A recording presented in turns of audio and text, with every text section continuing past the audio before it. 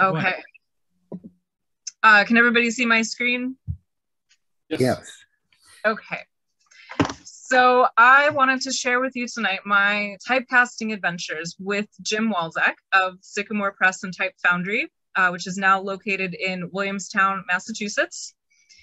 And just show you a little bit of what I've been doing up there with Jim and what I would like to do in the future. So, hi, I'm Val. I think I know pretty much everybody here. But if you don't know me or much about me, I started doing letterpress my very last semester when I was at the Maryland Institute College of Art. I took a course called Broadsides with Dolphin Press, which was Micah's special letterpress publishing arm of the printmaking department. And I really didn't know anything about it. I walked into their press room, saw all these little things, little tiny pieces of metal, these big presses, and I just got really excited. I knew this was something special. So while I was learning at Micah, I also took an internship down at Pyramid Atlantic, which was in Silver Spring at the time. And I met some really cool people there. So while I was interning, I met Chris Manson, Roland Hoover, and Mike Denker. They were kind of like the three musketeers that would come over to Pyramid and work on the presses and print with people.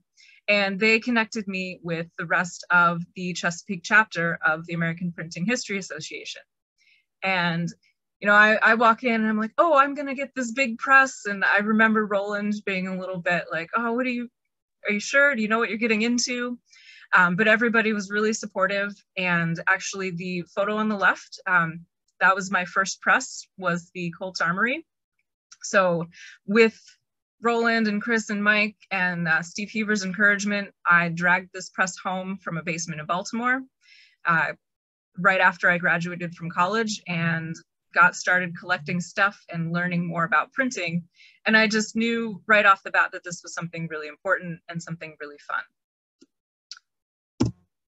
So I've been learning since then, and I've been taking workshops in places. I've been working with other printers, learning from all the people in the chapter, learning how to fix presses with Paul Moxon, and just trying to get as wide experience in the letterpress printing process as possible. And that also included typecasting from pretty early on. I don't remember exactly when it was. It was probably in 2008 or 9 that Chris Manson took me down to meet Jim and Franziska in Oxon Hill. And I got to see Jim casting type that day in his beautiful shed, which is now the Airbnb. And it was really exciting to see this brand new type coming off of this big machine. At that point, I don't think I really knew how special that was, but I definitely know how important it is now. Unfortunately, I did not spend a whole lot of time down there with Jim while he was in the area. I was busy with trying to run my life and figure out what I'm doing. And Jim relocated to Williamstown at some point. I kept printing, I kept buying equipment, kept convincing people to help me move heavy things. And Jim and I kept in touch with yearly Christmas cards. He always does a really lovely printed card, and I just wanted to keep up with him. So we kept in touch. The pictures on the left are actually from my reintroduction to typecasting. So this was a week-long class at the Wells Book Art Center up in Aurora, New York. And I was lucky enough to be able to work with the Bixlers, Michael and Winnie. And at the bottom are two of my fellow classmates. We all got to learn how to use the Supercaster and the Composition Caster. We actually used the keyboard process, which is encoding the text that you want the machine to cast for you on a tape. That tape goes into the caster, and then the machine just spits out your text ready to go. It was amazing. This is when I realized, like, I need to learn more about this. As a newer printer, you know, I'd seen everybody's beautiful shops with so much type. It's hard to find good type that's not worn down. And I wanted to be able to have access to new type and maybe stuff that wasn't available in other places or from, you know, somebody's basement. Having brand new type was something that would be really good for me to add to my shop so I could keep printing. So I emailed Jim and just kind of let him know that I was interested in learning some more. And he invited me up, so I planned a trip to Massachusetts in August of 2021.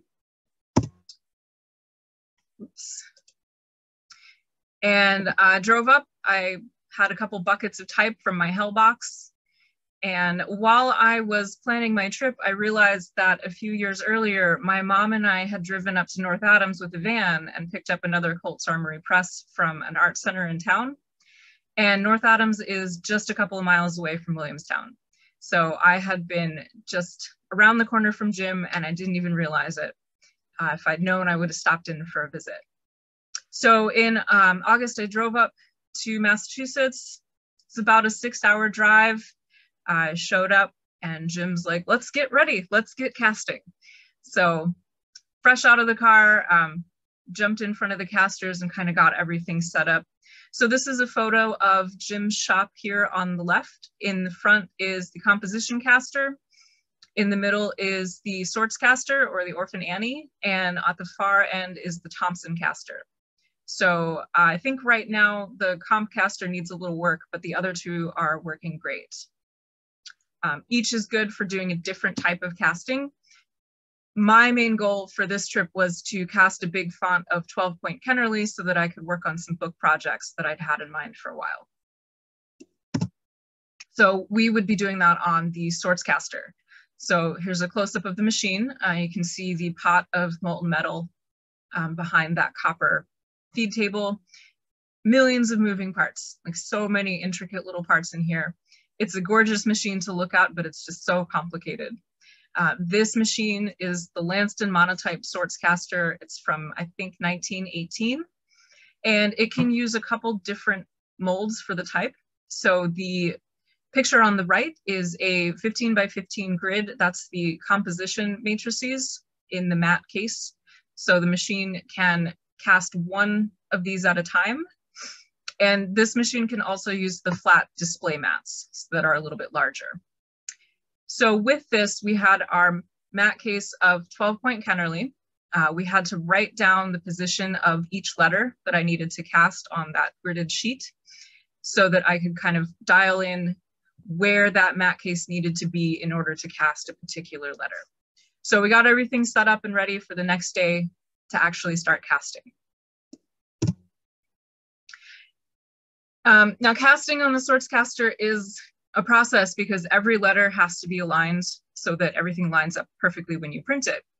And the photo on the bottom right is a box of line standards. So this is going to give you something to align the baseline of your letter to, depending on the different typeface that you're casting. So on the left is a terrible microscope picture.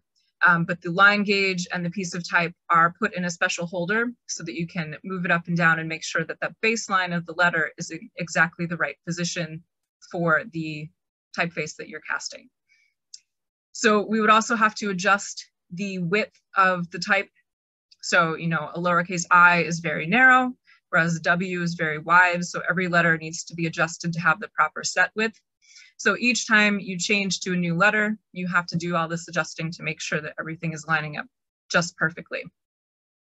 Now the composition caster will do all of that on its own because it has all these wedges that will adjust that for each letter as it's moving through your text. But the sorts caster is stripped down and you have to manually make all these adjustments.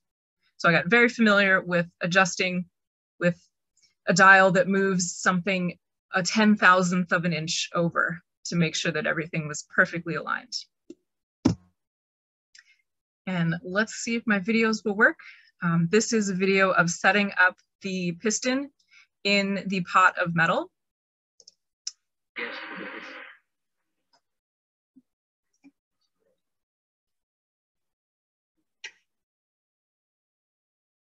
So this is always a little scary. Nice little lead fountain.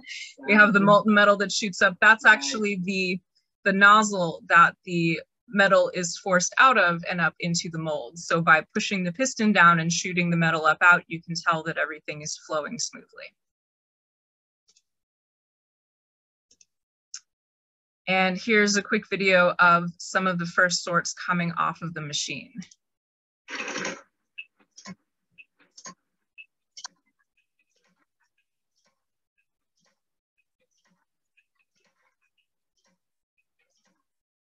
So I'll leave this running for a minute, but you can see down here is the pot of molten metal, and the mat case is held upside down in the bridge here. So the metal is forced up through the nozzle, through the mold, and into that little mold with the letter in it. And then they're pushed out the left side here. So all the little letters come marching out of the machine. Still very hot, they have to cool down a little bit. So once everything's set up, you just let it run for however many letters you need. So we cast enough type to fill the spaces in an empty type case so that I would have plenty of type to work with.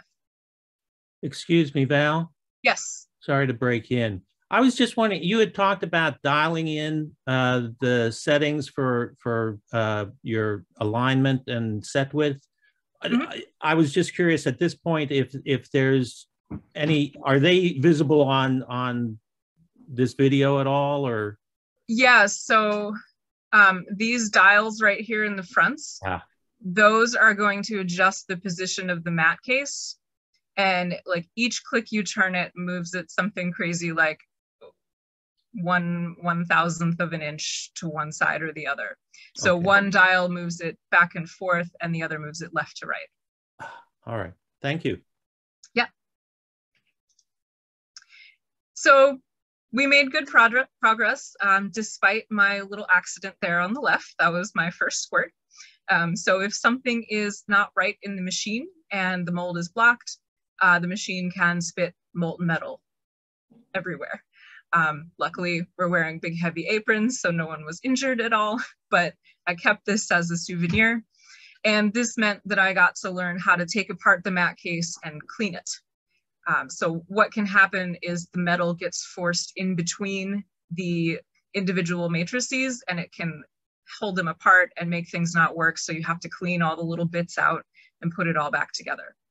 So good learning experience for me. It did set us back just a little bit, but we were making some progress getting this big font of typecast. So this is the progression. I took a picture at the end of every day so that I could see what we did, what we got done each day. So casting this font took us 6 days. We did take some breaks. We went on some hikes and talked about other printing things. And someone asked the alloy of the molten metal. So the alloy that we're using, we were using mostly old foundry type and melting it back down. And it's a mixture of lead, tin, and antimony. I don't know the exact proportions, but the foundry type is a harder mix, so it makes a stronger, harder type.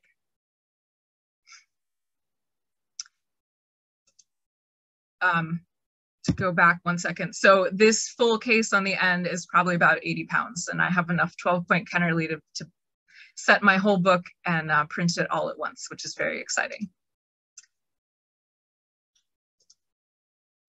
Okay, so I think it was probably the second or third day that I was there. Jim asked if I wanted to work on something else and actually create my own design to cast type from, and of course I said yes. So I worked on a border design after dinner. We had gone on lots of hikes, and if you know me, you know that I am a bit of a mushroom nut. There was lots of mushrooms up in the woods in Vermont in August, so I had lots of pictures to work from up there.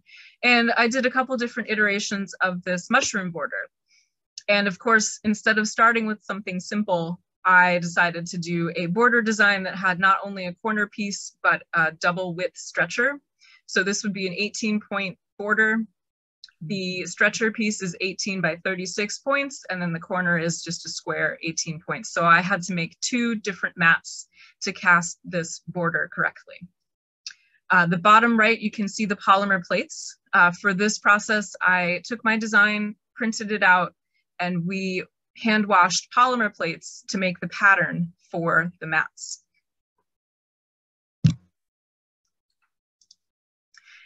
And what we were using to make these mats is called a Price engraver. Unfortunately, I did not have a good picture of the whole machine, but you can see in the middle, it is a pantograph machine that has a tracer on one side and a cutting bit on the other, you can adjust the dimensions that it will reduce your pattern. So when you move the tracer 1 inch, the cutter might only move 1/2 inch. And it's going to reduce in size whatever pattern you're starting with and actually cut it into the brass mat that will go in the machine. So this was owned by Paul Hayden Dunsing previously, and he set it up for this purpose. So you can put a prepared piece of brass into the cutting side of the machine and actually engrave your mats that will be used as the mold for casting the type. So there was a lot of prep for this. We had to make sure that the design lined up with a standard 18-point mat so that the caster could cast it correctly. So on the left, you can see kind of the setup for figuring out where the design will go. And then that piece of brass is put into the special holder under the cutting bit, and it's ready to engrave. And this process requires cutters that have a tip about 3/1000 of an inch wide. So Jim has a special grinder that he used to actually make cutters. This was amazing to me. I thought that that would be something you'd have to buy. But Jim just set up this little machine and made a 4-pointed cutting tool. And we got them as fine as possible. So we were aiming for 3/1000 of an inch at the tip of the cutter. That goes in the machine. And to engrave this takes several passes. So you do a shallow pass, another pass, then you sharpen the bit and do a final pass to get your final designs, your final details in the type. So you can see both of the mushroom pieces in the left or the right-hand pictures here. That's still set up in the machine and they're ready to be finished. And here is a time-lapse video. So my hand up at the top right is moving the tracer inside that polymer pattern that we made. And then the cutting bit on the left is actually reducing that in size and cutting that design right into the brass mat. And this was just fascinating. I fell in love with this instantly. And Ray asked if I was tracing around the polymer plate. So the polymer plate is actually reverse of what you would use for printing. So the design is sunk down into the plate and that holds the tracer in that area as you're cutting it out. And the bottom of it, like what will be the face of the type, is the deepest part of the mold. That takes the last pass to polish it with a really fine bit. I did have some trouble with it breaking on my last pass, and I had to make it just a hair deeper and polish that surface again. So that final surface, that final pass has to be as smooth as possible so that you get a good face on your type. And I think that's something that I definitely could use some more practice on.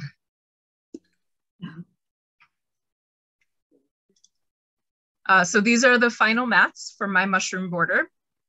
Once they were finished being engraved, you polish the surface and even sand it down a little bit to make sure that the depth of the actual design is 50/1000 of an inch, because that's what the casting machine is set up for. So that is the depth of the type above the shoulder.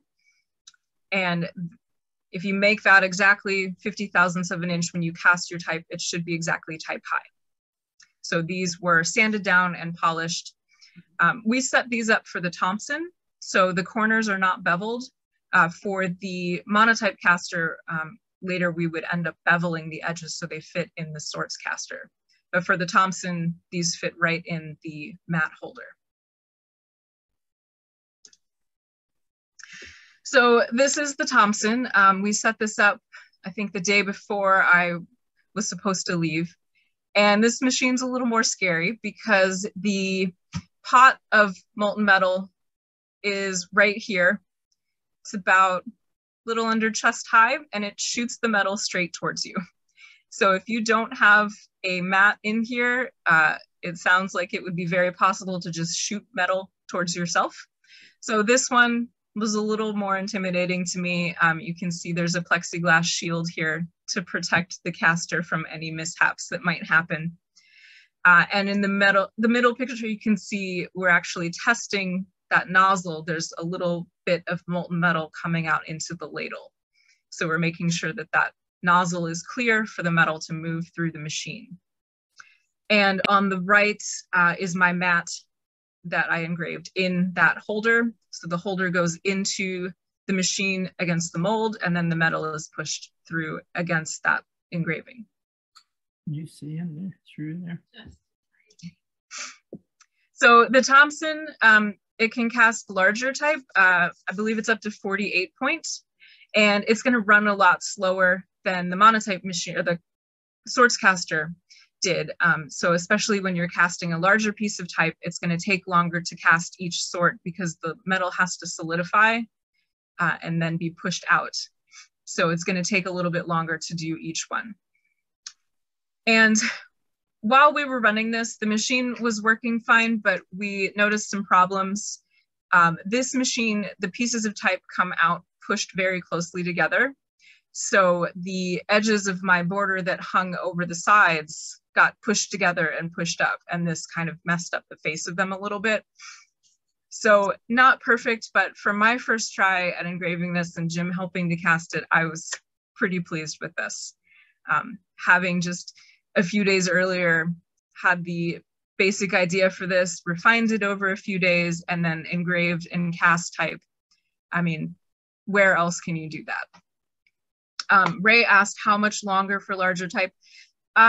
It really depends on the temperature of the metal and how big the type is, but you'll see in the video how slowly the machine's turning over compared to how fast the sorts caster was running.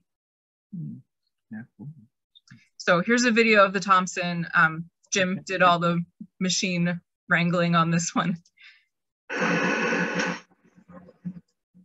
should have given her my video. So every time this wheel goes around, it's making one piece of type. And it will pause and let the type kind of solidify, and then it will push it out. So more than a couple seconds per piece of type for this. Oh no, what's that? Oh, it's YouTube. So we cast up a lot of mushrooms, the border pieces, the corner and the stretcher both, and I had intentions of selling those, but once I got home, I really realized that since the caster pushed them together, the edges got pushed up, and when you printed that, it meant that that little corner was too high and it really punched in the paper. So they also didn't quite line up because I must have engraved my mat just a little bit crooked. So I now know the importance of making sure everything is perfectly square and you're casting it on the right caster for the design. So I set up a few tests with these. I'm really happy with the way that this turned out design-wise. I think it has a nice weight to it. And I like that the border pieces can be combined on their own to create these little mushroom flowers. So kind of right from the start of getting home and working with this, I realized that I wanted to make this perfect, and that would mean recasting it someday. But I was just super happy to have had this experience, and if this was all that happened, I would have still been thrilled. So in October of last year, I went to visit Rich Hopkins out in West Virginia. So I'm in the process of just trying to learn as much as possible from all the people around here. And luckily there's a lot of typecasters on the East Coast, amazingly. So Rich had put a notice in the APA bundle that he would be recasting Sapphire, which is this beautiful 36-point ornamented face designed by Herman Zapp. So I emailed him and said, hey, do you want help with that? Can I come help you? So he said, yeah. And I drove out to West Virginia, and over 4 days, we cast about 44 fonts of this beautiful face. Had a lot of troubleshooting to do. So we were using the Supercaster, which is an English machine, and it can cast much larger type, I think at least up to 72 points. So this can do a much larger piece of type. It's another great machine. I love it. But we had a lot of work to do to get the metal at the right temperature and to get the piston working properly. So there's a lot of taking things apart and cleaning them and putting them back together to get the type to be nice and solid. There are a lot of things that can go wrong. Since you're forcing metal into this little tiny area, the air has to go somewhere. And if you don't force the air out enough, you end up with type that is 50% air. So it looks like Swiss cheese if you cut it open. So we did a lot of troubleshooting to make sure that the type was nice and solid. So much to learn. Every time I go visit someone and talk to someone about this, I'm just learning how much more there is to learn about this whole process here. But Rich's collection is amazing. He has a really impressive collection of historical mats, really, really old mats, and typefaces that no one else has access to. So it was really great to reconnect with him as well. And that made me eager to get back up to Massachusetts. So over the winter break, a friend had asked me if any of the casters I knew had snowflake designs. She was looking for snowflakes to print some cards with. And I emailed Jim, we looked through the monotype book, and there really were no designs that were true 6-pointed snowflakes. And being a nature person, an 8-pointed snowflake just rubs me the wrong way. So I decided to draw up a design from photos of actual snowflakes that I'd taken. I sent a sketch of that up to Jim, and he emailed me a week later and said, oh, here you go, here's some tests. He'd already engraved a mat and cast some snowflake tests, and that was really exciting. So I made plans to visit in January and recast the mushrooms and also make a set of snowflake type. So we decided to do 3 different sizes of the snowflakes, an 18, 24, and 36 points, so that people could really play around with them and make some interesting compositions for cards. So the same design originally was going to be used for all 3 sizes.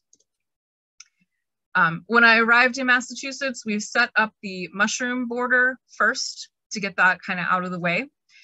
We decided to cast this on the sorts caster this time so that the ends of the mushrooms didn't get pushed up, and it made a much better piece of type with those overhanging ends. Now, one thing about the overhanging ends, they all have to be filed down. So every single piece of type in this border, I had to rub the sides of it to get those little overhanging edges off so that the mushrooms butt up right against each other for the border.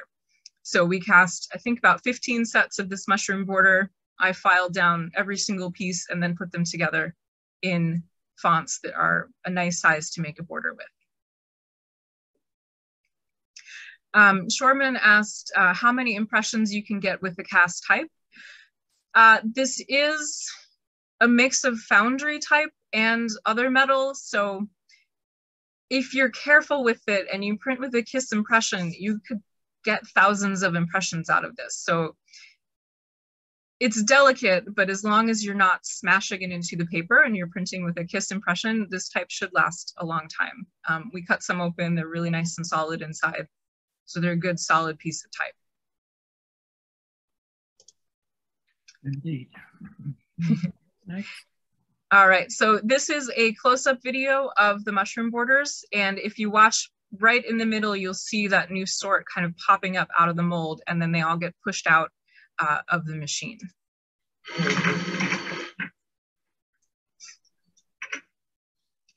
So here's the new sort, and when the mold comes up, you can see the new piece is right about here in the middle, and then the little type pusher reaches in and grabs it and pulls it out of the machine. So there's all these little pieces that come together to pull your type out of the machine.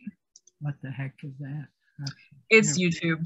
It's trying to make you watch other stuff, sorry. So here is another video. So again, this is the sorts caster casting the 18-point snowflakes. You can see it's running pretty fast. Since it's a smallish to medium-sized type, the machine can run pretty quickly with this. And I just love watching these machines. It's got such a good rhythm to it. It's just fascinating to see all the parts moving at different times and all lining up to do what you want it to do. So we worked on the snowflakes. Since they were 18-point, we cast the mushrooms first and then put the snowflake mat in since it's the same size. And Jim had that mat ready to go when I arrived.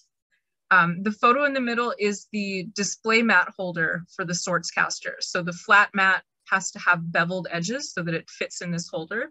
And then this goes into the Sortscasting machine. And after running some tests, we decided that the 18-point snowflake looked good with my original design, but the 24 and 36 needed a little bit more detail. So we re-engraved mats for those larger sizes with a little different design. And here you can see the blue picture is the polymer plate being exposed.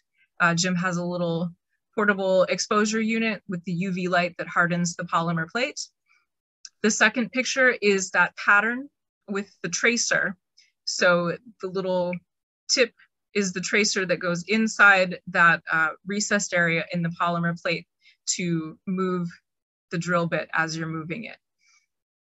The third picture is engraving in progress. So I had just started to kind of flatten out the whole area of the snowflake. So this has a shoulder in it. You don't engrave the entire design all the way down. You have a wider area to support the finer details. So the first pass has no detail. It's just the outside shape of the snowflake.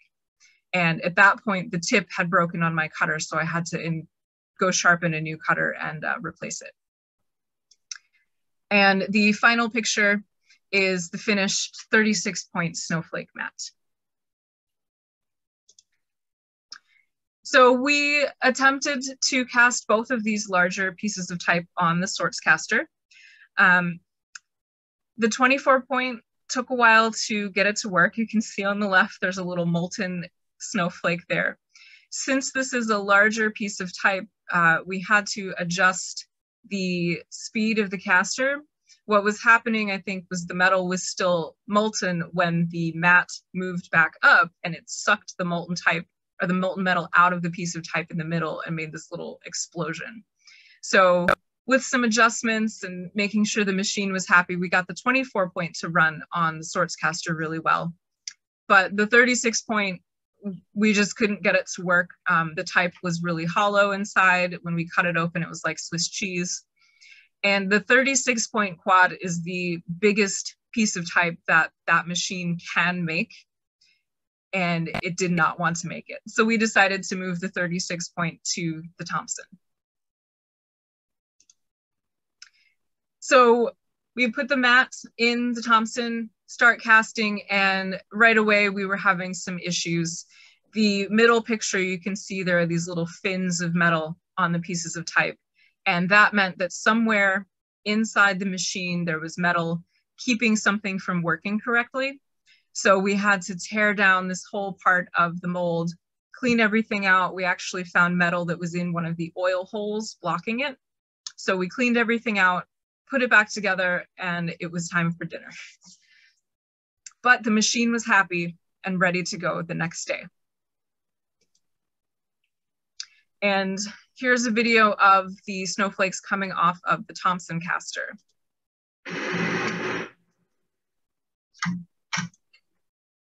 Oh, I'm sorry, this is actually the mushrooms, but you can see the speed of the Thompson and how the pieces come out onto the stick.